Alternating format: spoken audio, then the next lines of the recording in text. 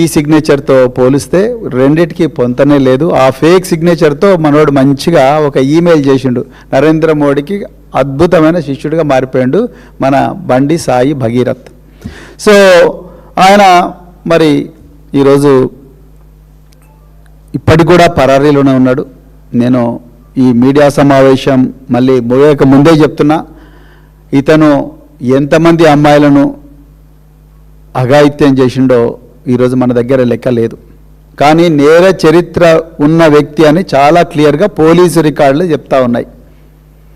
ఈయన ఇప్పటికీ పరారులో ఉన్నాడు. ఈయన వల్ల అమ్మాయిలకు ప్రమాదం ఉన్నది.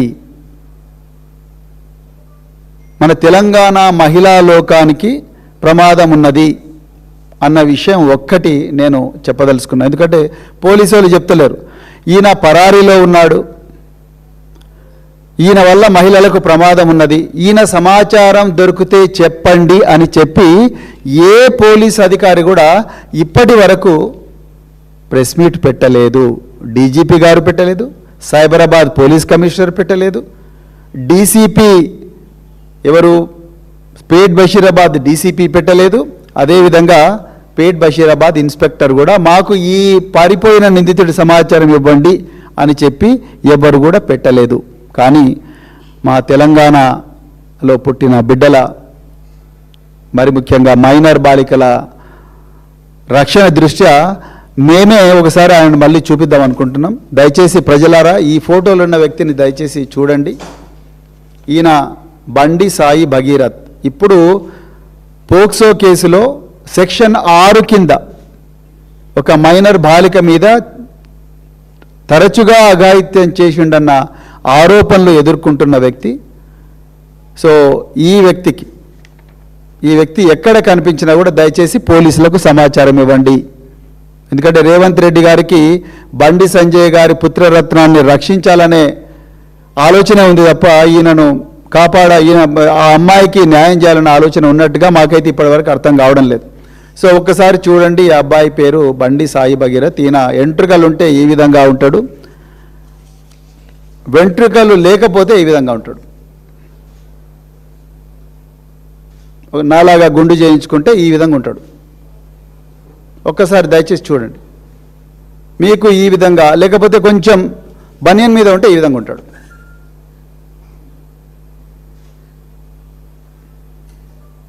మీకు ఈ 3 రూపాల్లో ఈ వ్యక్తి అబ్బాయి కాదు, నాకు వయసు 26 సంవత్సరాలు, సారీ, ఈ వ్యక్తి కనిపిస్తే దయచేసి 1098 చైల్డ్ హెల్ప్ లైన్. ఈ ప్రెస్ కాన్ఫరెన్స్ నిజంగా చెప్పాలంటే సీతక్క గారు పెట్టాలి. ఈ రాష్ట్రంలో మహిళా శిశు సంక్షేమ శాఖ మంత్రి దనసరి అనసూయ అలియా సీతక్క గారు పెట్టాలి. ఇలా ప్రభుత్వంలో హోంమంత్రి లేడు, మహిళా శిశు సంక్షేమ శాఖ మంత్రి లేడు. ఇక సోకాల్డ్ ప్రతిపక్షాలు అని చెప్పుకునే రకరకాల పార్టీలు, ఈ మధ్యనే వచ్చిన కొన్ని కాపీ క్యాట్ కార్బన్ కాపీ పార్టీలు, వాళ్ళ గురించి కూడా నేను మాట్లాడతా తప్పకుండా. సో ఎవరిని కాపాడడానికి కుట్రలు చేస్తున్న విషయం కూడా మాట్లాడతా. మీకు ఏమైనా సమాచారం వస్తే 1098 చైల్డ్ కేర్ హెల్ప్ లైన్ ఉంటుందండి.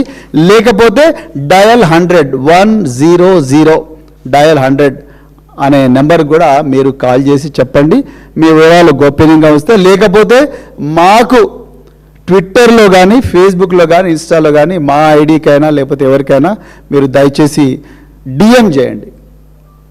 లేకపోతే మా వాట్సాప్ మా నెంబర్ అందరి దగ్గర ఉంటుంది జనరల్గా, మా గూగుల్లో కూడా దొరుకుతుంది. ఆ నెంబర్కు మెసేజ్ చేయండి. మీ వివరాలు గోప్యంగా పెడతాం, పోలీసు వాళ్ళకి అప్పగిస్తాం. మేము పోలీసింగ్ చేయం, అది మా డ్యూటీ కాదు. మేము డబ్బులు ఇస్తున్నది, పన్ను ఇస్తున్నది పోలీసు వాళ్ళకు జీతాలు ఇస్తున్నది మన పన్నుల నుంచే. వాళ్ళ డ్యూటీ మనందరి ధన మాన ప్రాణాలు రక్షించడం. అందుకొరకు ఇది వాళ్ళే డ్యూటీ చేయాలి. ఇక రెండోది, ఈరోజు ఉదయం బాధితురాలి తల్లి నాతో మాట్లాడింది. చాలా బాధగా ఉంది ఈ విషయం చెప్పాలంటే, కానీ చెప్పాలి. ఒక తల్లి క్షోభ ఏ విధంగా ఉంటుందన్నది. గత 2 రోజుల నుంచి మరి ఇప్పుడు కొత్తగా సిట్కు చీఫ్ రితురాజ్ అనే ఒక కూకట్పల్లి డీసీపీ గారిని నియమించారు. వారు తన పని తాను చేసుకుంటే పోతున్నారు. నిజానికి చెప్పాలంటే ఉన్నట్టు చెప్పాలి. ఆమె వచ్చిన తర్వాతనే కేసులో కొంత పురోగతి కనిపిస్తూ ఉన్నది. మరి పేట్ బషీరాబాద్ పోలీసులు, సైబరాబాద్ పోలీసులు, డీసీపీ పేట్ బషీరాబాదు వీళ్ళు చేసిన కుట్రల నుంచి ఆ కేసును అంతో కొంత కాపాడిందంటే ఈ అమ్మాయి. ఎవరు? ఈ ఆఫీసరే, మహిళా ఆఫీసర్ రితురాజ్.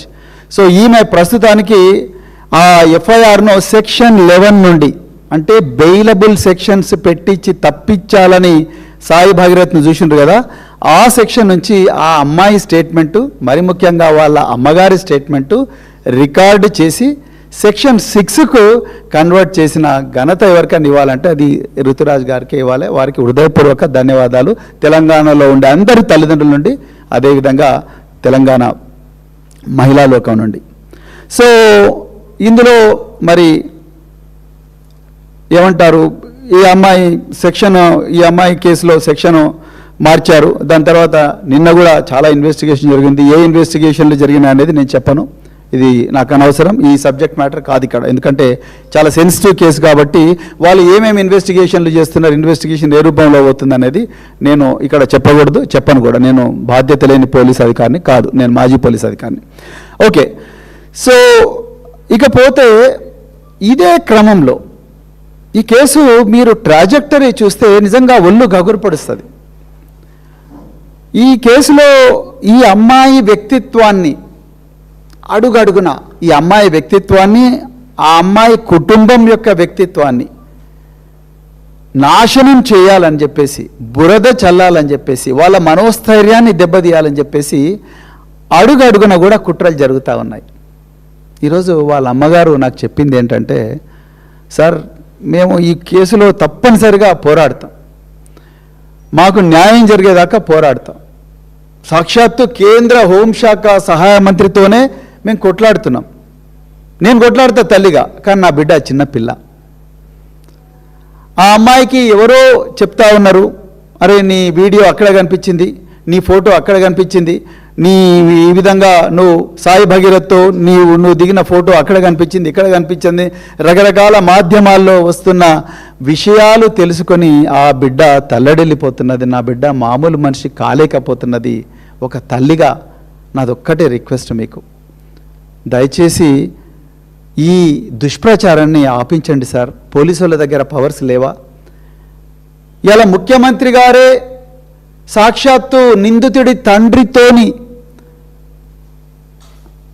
దేశ ప్రధానమంత్రి సభలో బేటీ బచావో అన్న దేశ ప్రధానమంత్రి గారి సభలోనే వేలాది మంది జనం ముందర దేశమంతా చూస్తుండగా నిందితుడి తండ్రి, ఈ రాష్ట్ర ముఖ్యమంత్రి, హోంమంత్రి వాళ్ళు కూర్చున్న తర్వాత మాకు న్యాయం జరుగుతుందా సార్ అని ఆ మహిళ అడుగుతూనే, ఏమైనా చేయండి సార్, మీరు మాజీ పోలీస్ అధికారి కాబట్టి మీకు తెలిసిన పోలీస్ ఆఫీసర్లు ఏవైనా ఉంటే వాళ్ళను దయచేసి రిక్వెస్ట్ చేయండి సార్, ఈ దుష్ప్రచారాన్ని ఆపించండి, నా బిడ్డ చాలా తల్లడిల్లిపోతూ ఉన్నది, ఏదన్నా చేయరాని పని చేస్తే నేను తల్లిగా ఇంకా నాకు చాలా ఇబ్బంది అయితే నేను తట్టుకోలేనని అంటా ఉన్నది. దయచేసి రేవంత్ రెడ్డి గారు, మీరు కూడా ఒక తండ్రి, మీకు కూడా బిడ్డలు ఉన్నారు, మీరు కూడా ఒక తండ్రి, మీకు కూడా చెల్లెలు ఉంటారు. సీతక్క గారు మహిళా శిశు సంక్షేమ శాఖ మంత్రి, మీరు ఒక మహిళ. కొండా సురేఖ గారు, మీరు కూడా ఒక మహిళ, మీకు కూడా ఒక బిడ్డ ఉంది.